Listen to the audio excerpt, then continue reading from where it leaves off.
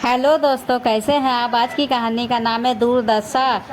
तड़ाक की आवाज़ से रसोई घर गूंज उठा। अपने सामान समेट और अपने बाप के घर जाने की तैयारी कर निर्लज औरत गाल सहलाती, आंखों से आंसू बहाती, सोनी सहमी नज़रों से ज़मीन में गड़ाए खड़ी थी। माँ जी की बड़बड़ चालू थी। नीच खानदान से आई है, तेरे बाबूजी की जिद ने हमें कहीं का ना छोड़ा।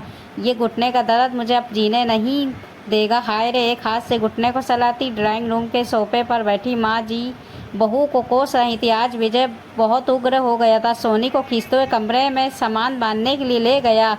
3 साल का बेटा रवि और 5 साल की बेटी सहमे से खड़े थे। ये आए दिन होने वाली घटना थी। सोनी की गलती ये थी कि माँ जी के घुटने में मालिश करने की जगह बच्चों और ससुर जी का नाश्ता बनाने चली गई थी। ससुर जी टहल कर आते ही पहले नाश्ता करते थे, नहीं मिलने पर बहुत हल्ला करते थे। माँ जी ने बेटे बहू के बीच मामला गर्मा गर्म देख कमरे की ओर गई और बीच बचाव की कोशिश करने लगी, क्योंकि अगर बहू सचमुच चली गई तो बेवकूफ़ बेटे को नहीं पता कि कितनी परेशानी उठानी पड़ेगी। मेरा मकसद तो यही है कि दोनों बहुओं की तरह ये भी अपनी गृहस्थी अलग संभाल ले। मैं तो एक गिलास पानी भी लेकर नहीं पीती। कामवाली को पता ही नहीं मुझे देखते ही क्या सोचता है कि 4 दिन से ज़्यादा नहीं टिकती।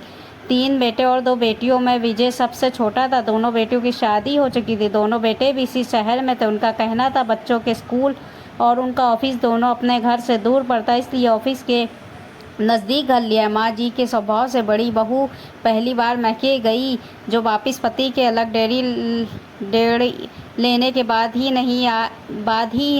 आई। दूसरी को शादी के पहले ही आगाह कर दिया कि बड़ी बहू ने माँ जी को उसकी भनक लग चुकी थी, इसलिए विजय के शादी की खबर किसी को नहीं होने दिया। माँ जी ने सोनी पर बहू की परछाई भी नहीं पड़ने दिया। माँ जी ने विजय के मन में माँ जी ने ये बात बुरी तरह से भर दी थी कि बब्बू ने उनके भाइयों को बहका के अलग घर लेने पर मजबूर कर दिया। कितना कष्ट करके दोनों को पाला पोसा और पढ़ाया लिखा, आज ये दिन देखना पड़ रहा है। माँ जी शुरू से कभी दे हाथ हिलाती नहीं थी। उनकी कमी मुंह चला के पूरी करती थी।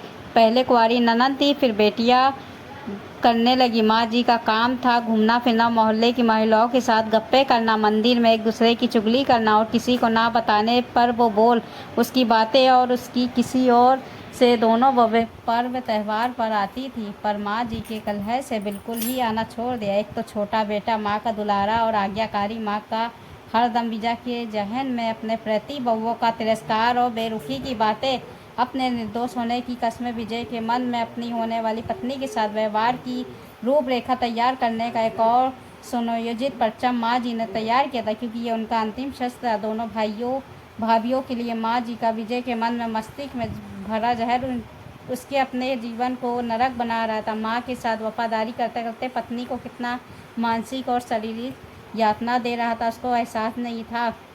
महिला आयोग, महिला मुक्ति मोर्चा आदि संगठन ऐसी कितनी महिलाओं की सहायता कर पाता है। घुटन और जिल्लत भरी जिंदगी को अपनी नियति मान महिलाएं संतोष कर लेती। मायका भी शादीशुदा लड़कियों की जिम्मेदारी को समाज और परिवार रिश्तों के कारण उठाने से पीछे हट जाता है। इसलिए पहले लोग बेटी के दिमाग में बचपन से ये भर देते हैं कि जहाँ डोली से गई हो वहीं से अर्थी से निकलना। अब ऐसा ना हो ही कि सोनी कभी आत्महत्या को सोचती, पर दोनों बच्चे और छोटे भाई बहनों तथा पिता का चेहरा सामने आ जाता। कितने नाज नखरे से माँ पापा ने पाला था, नाम भी रखा था सोनी। पड़ोस की शर्मा जी ने विजय का रिश्ता उसके लिए बताया था। 3 मंजिल घर, शहर में एसएमसी कर लड़का, प्रतियोगिताओं के साथ साथ एक कोचिंग स्थान में पढ़ता भी था। शादी हो गई। सोनी ने बड़ा एक भाई था और छोटी बहन थी। पहली बार सिर्फ मिन्नतें करने पर 2 दिन के लिए मैके आई। आंखों के नीचे काले घेरे, सूखा मुरझाया चेहरा, बुझी बुझी सी आंखें। माँ की अनुभवी ये आंखें समझ गई थी कि बेटी खुश नहीं। शादी के बाद लड़कियों के चेहरे में एक अजीब सी खुशी और चमक आ जाती और अति उत्साहित होकर हम उम्र साखी और भाभीियों से लजाते शर्माते अपने ससुराल की बातें करते नहीं आघाती। पर सोनी में ऐसा कुछ नहीं दिखा। माँ ने बहुत पूछा, पर सोनी फीकी हंसी हंस कर रह गई।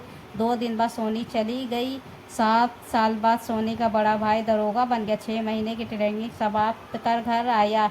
अगले सप्ताह रक्षाबंधन था। बहन को फ़ोन करके बुलाना चाहा तो बहन ने बहुत ही कतार स्वर में कहा, इस रक्षाबंधन पर भैया तो माँ और भाई होने का फ़र्ज़ निभाओ। सोनी का भाई बहन के घर पहुंचा। राखी के दिन उसी दिन उसकी ट्रेन थी। पहली पोस्टिंग पटना में हुई थी। सोनी को देख भाई अवाक रह गए। पढ़ाई के कारण बहुत समय से वो घर से दूर था, अपने चाचा के पास वहीं रहकर पढ़ाई करता था। आज अरसे बाद छोटी बहन को देख रहा था। फूट फूट कर बहन से लिपट कर रोया। बहन ने राखी बांधी। भाई बोला, बता तुझे क्या चाहिए। बहन ने कहा, भैया तुम मुझे इस नरक से निकालो। पैर पकड़ के रोने लगी। भाई बहन का हाथ पकड़ा और दोनों हाथ बच्चों के साथ मन ही मन भावना ईश्वर से इस जिम्मेदारी को पूरा करने की हिम्मत और शक्ति मांगी। मन ही मन अपनी बहन की दुर्दशा देख दुख और शर्मिंदगी से भर गया। माँ जी और विजय की हिम्मत एक पुलिस वाले से भिड़ने को ही नहीं हुई। 10 साल बाद सोनी के बच्चे आगे की पढ़ाई के लिए दिल्ली चले गए। सोनी भी दिल्ली में ही एक फ्लैट बच्चों के साथ रहती है। सोनी का भाई हर महीने नियत समय पर पैसे भेजता है। बीच बीच में सोनी के भाई भौजाई भी दिल्ली जाके सोनी और बच्चों के साथ वो 3 दिन बिता के आते हैं। माँ जी, ससुर जी और विजय अपने कर्मों का फल भोग रहे हैं। तीनों अपने किए पर बहुत शर्मिंदा। सोनी से मिलकर माफ़ी मांगना चाहते, पर दोनों भाई और बहन से साफ इनकार कर दिया है। अब पछतावे हो तो क्या चिड़िया